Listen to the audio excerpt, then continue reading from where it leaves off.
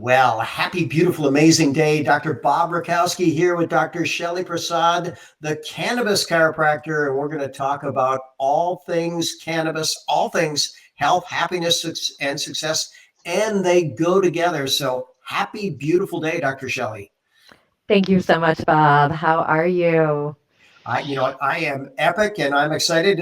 We actually had a conversation like this. We had a technical glitch, so I think that we're supposed to have even a more expanded conversation than we did. And let's start with the magic question: what is so magic about cannabis, and how does it work in the body? Such a beautiful question. And I'll begin by sharing, which some people may not know, our bodies were actually born with an endocannabinoid system. And this system is our head honcho master control system that regulates the balance, the homeostasis, or what I like to call the divine union of every system in our body, from our nervous system balancing between the sympathetic and the parasympathetic, balancing our hormones and our endocrine system, balancing our inner chemistry and our circulatory and our digestive system, balancing our inner masculine and feminine, right brain, left brain, all of the different polarities within us. Our endocannabinoid system strives to bring us back into a state of balance. So that's the first magic of cannabis. Well, and by the way, that's my favorite definition of health is that it's balance, right? Things are all Mm. working as they should and getting along, and everybody knows their role and does it. But listen, I was in school, I graduated, 33 years ago, and no one mentioned anything about the cannabinoid system. So when did they discover this? Were you taught about it in school? Well, being a fellow chiropractor alongside you, I was definitely not taught about this in school. I wish I was, because it would really contribute to us being chiropractors with our work really being focused on bringing the body back into a state of balance. So, going back to when was this first discovered? Thousands of years ago, actually. If we go back and we look at the history of cannabis, cannabis was first discussed in the Vedas, which are the Hindu holy texts, and she was discussed as one of the five most sacred plants on this planet. A liberator from anxiety, fear, depression, a giver of happiness, joy, health, liberation. The father of Chinese medicine wrote about it as cannabis being able to help heal over 100 different quote unquote ailments. So, in all ancient cultures, cannabis has been used or discussed or known as a sacred and powerful healing medicine. It's just recently, more specifically in the last 70 to 80 years, that this war on drugs has kind of prevented humanity from remembering the sacred medicinal ceremonial benefits of this medicine. Hence, war on drugs, the propaganda that cannabis is a drug and not a medicine. Yep. And by the way, I want to really make that point. It is not a drug. We have man's pharmacy; those are drugs. We have God's pharmacy; those are plants. And that may be the most revered plant. We could make the argument for cannabis. Reishi is called the king of herbs, and it has a lot of health benefits. But cannabis, over 1,000 individual currently identified players in that plant chemical arsenal. I think they call it, what is that word they use to describe the entourage effect of cannabis? Mhm. So tell me about using the whole plant versus people isolating certain things like THC or CBD, and what would the benefit be for whole plants or isolates? Perfect. So, what I've remembered in my studies as well as my own experiences with cannabis, and coming back to the Vedas, what they discussed is that there was a guardian angel living in the flower and the leaves of the cannabis plant. So, in my relationship with cannabis, that I rebirthed from a half recreational, half medicinal relationship with her into this sacred ceremonial relationship, which is a third way of working with her that we've forgotten because there's no rites of passages. So, in terms of working with cannabis in a sacred ceremony with an intention to drop into the body to feel stuck energies from unhealed traumas, to heal them, because we got to feel them to heal them, cannabis is a magical plant that facilitates that. And this is where I prefer smoking her because of the guardian angel living in her flowers, living in her leaves.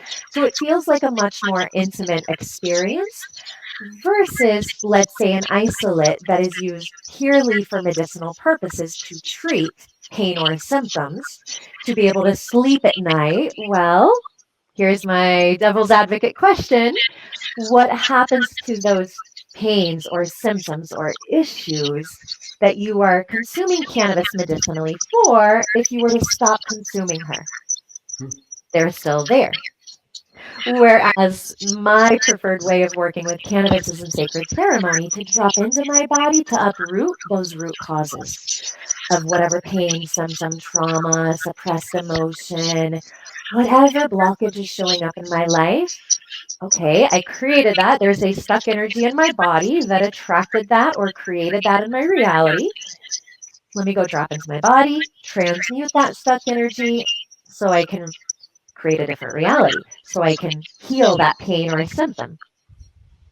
What you said is so powerful and so evolved, and it might even be a universal framework for people to get better. So let's just go back to that. One, I believe you said you created it, and if you created it, you can uncreate it. And you also said you got to feel it to heal it. So can we break those things down? First of all, do we create everything in our world?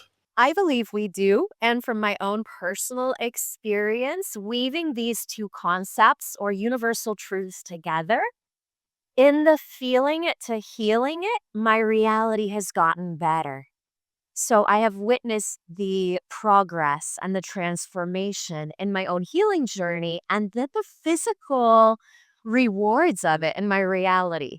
And this is where, for me, anytime that there is something showing up in my reality that is not in alignment with my highest self, I go into my body. Okay, where is that stuck energy, that lower frequency that is giving birth to this experience or this trauma or this trigger in my reality, or maybe a blockage, something's not flowing in my business?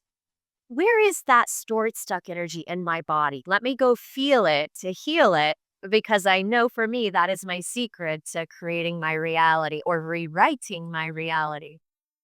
I love that. So now it's a journey that we all have, and you certainly be well along that path. How do you help others on that path?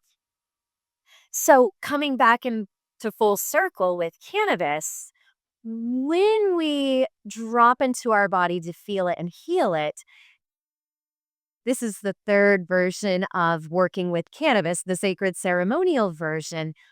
Pairing the feel it to heal it with cannabis in a sacred ceremony is like a magic trick. And what I mean by that is now coming full circle back to our endocannabinoid system. So, if we were to look at recreational or medicinal use of cannabis, when we consume cannabis, external cannabinoids, they can connect to our internal cannabinoid receptors and activate our endocannabinoid system. We have receptors in both of our body and our mind. And our endocannabinoid system works behind the scenes to bring us back into a state of balance when it's activated. However, once the recreational or medicinal high wears off, what happens to the balance that the endocannabinoid system attempted to restore? We're back in a state of imbalance because the root cause is still stored in the body as pain and in the mind as a story. So, pairing cannabis in a sacred ceremony to check in instead of check out. Check in where? Check into the body. Drop in and feel all those stored and stuck energies because those are the root causes of the source of imbalance. So if our endocannabinoid system is attempting to restore us to a state of balance, and now we are assisting our endocannabinoid system in restoring us to a state of balance by dropping into the body which is where 80% of those messages of fight, flight, freeze originate from. They're sent upwards from the body to the brain. If we drop into the body and we uproot those root causes of imbalance, we are now becoming like a co-creator, an assistant to our endocannabinoid system, so that when the ceremonial cannabis high wears off, the balance does it because we have gone into our body to uproot the source of imbalance. A lot of power there. So I want to kind of reiterate what we've been talking about. We have this system in our body, the endocannabinoid system, which may be the most abundant system in the body. Cannabis has been used for thousands of years and revered for thousands of years. And only over the last 100, when some people said, oh, God's pharmacy, that probably does too much good. It's getting in the way of the synthetic stuff. Let's make it illegal. And that's really what I believe happened. By the way, I did a Zoom on cannabis and coffee. I'm a huge fan of reishi infused coffee, top superfood on the planet. Cannabis might be the top medicinal plant. This one you could call it a food, cannabis, a medicinal plant. Over 1,000 players in the cannabis orchestra. I'm going to encourage you to try one of each. Go to bettercoffeeshop.com. Try our 1-box challenge, 100% money back guarantee. But you talk about this sacred ceremony. Can people do it virtually? Absolutely. And that is how I offer these sacred ceremonies. 90% of the time, they are virtual, they are on Zoom. So, and they can either be a group ceremony or a private ceremony. I offer group ceremonies, ceremonial book readings, which are not traditional book readings. They are sound healing concerts. They are guided journeys into your body. They are a sacred cannabis rite of passage. And they are a vibrational transmission of truth, as truth awakens us to our higher consciousness. And in that ceremony, it's a very introductory, gentle journey into your body to begin to meet your body. Because the name of my book is Somatophobia, which is the greatest fear on the planet. Let's define that now. So somato, body, phobia, fear of. What do you mean by that concept, somatophobia, and why it's so prevalent? We live in our heads. We rarely drop below our necks into our body because we didn't receive a sacred rite of passage empowering us to remember what to do when we get into our body.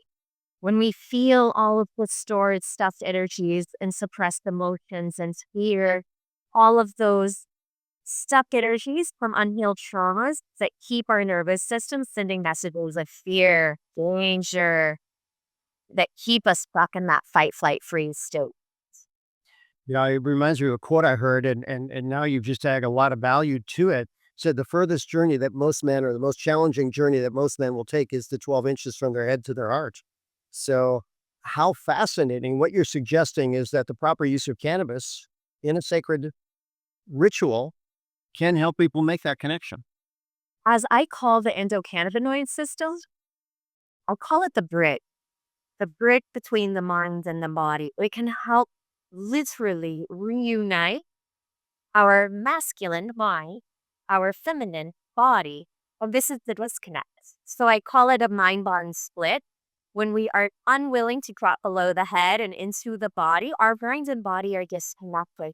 So we're disembodied and we're fully functioning from our reptilian brain, which is that fight, flight, freeze state.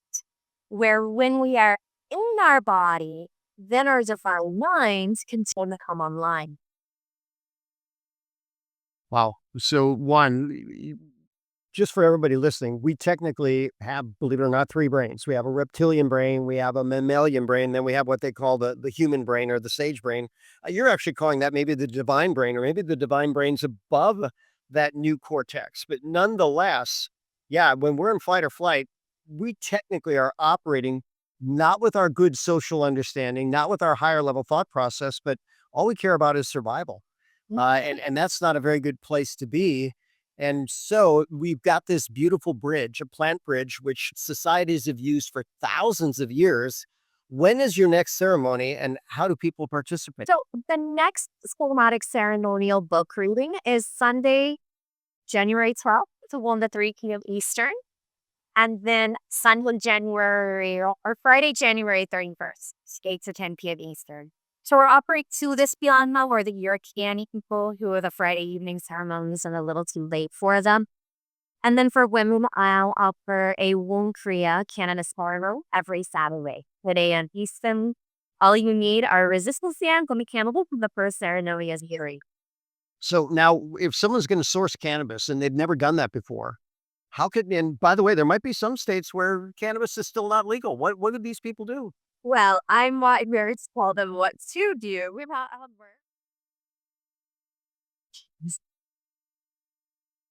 high schoolers were finding mechanicking today.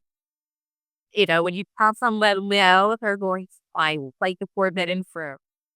People be able to access this medicine, which is launched in such a beautiful, sacred setting that was so really available and easily accessible.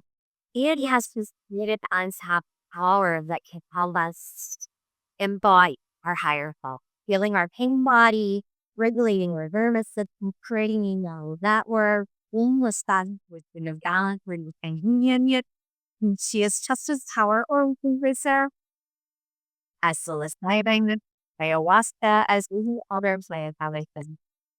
Well, and by the way, for people that are watching, Jack Canfield, if you don't know that name, he wrote Chicken Soup for the Soul. His next book, maybe series, is going to be Plant Medicine for the Soul. So he's a huge fan of plant medicine. And you mentioned three of the big ones, right? Ayahuasca, psilocybin, cannabis, and believe it or not, I have experience with all three just over the last couple of years because my consciousness has been expanded.